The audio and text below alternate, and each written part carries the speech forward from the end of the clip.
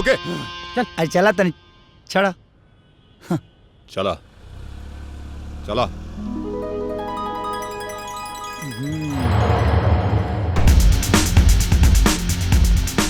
अरे दरोगा जी उनकर गलती नहीं है।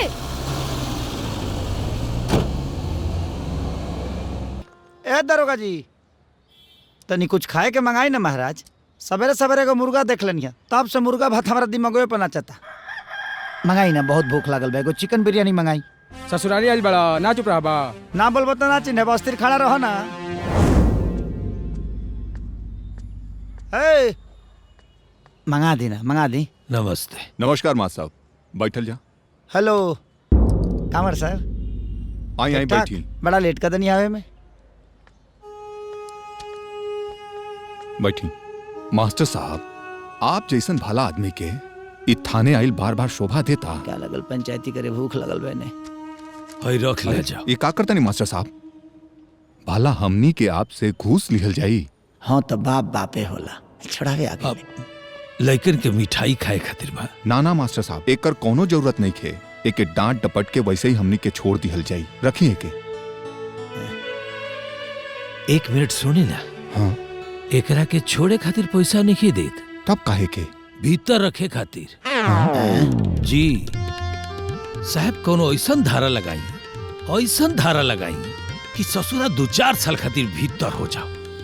आ देखी ना कोनो व्यवस्था हो के नु तो उम्र कैद एकरा के करवा दी ताकि हमार बचल उम्र शांति से गुजर जाओ। जी आहे बाप देखी दरोगा जी देखी अभी तक ले पूत का पूत देख ले हो खब लेकिन बाप को बाप ना देख ले हो कब रहुआ ना देख ले हो खब। हे धरती फाटो फाटो आ कुछ लोग के अंदर ले लो ऐसे जब हमारे से रहल नहीं खजाते धरती पर। देखी देख ली दरोगा जी ये थाना में रहुआ सामने हिंसा होता हमरा संग। माँ साहब आप जाई हम देख सोच ले। ले कि घरे का होता है हमरा संग। जाई माँ साहब। हेलो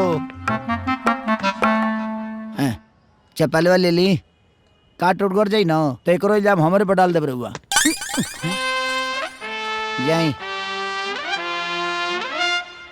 दरोगा जी मंगा दे बिरयानी। यहाँ ए दीवान जी। जी साहब। एके छोड़ा जी नहीं सर। तो हमनियों के जेब खाली हो जाई। जी एक बार अगर बिरयानी खिया दिहल जाई ना तो एके बार बार खियावे के पड़ी। जी छोड़ा के। अरे तो खिया के छोड़ दे अब ना चुप रहा बा। भगावे के। खिया दी ना। हाँ, हाँ।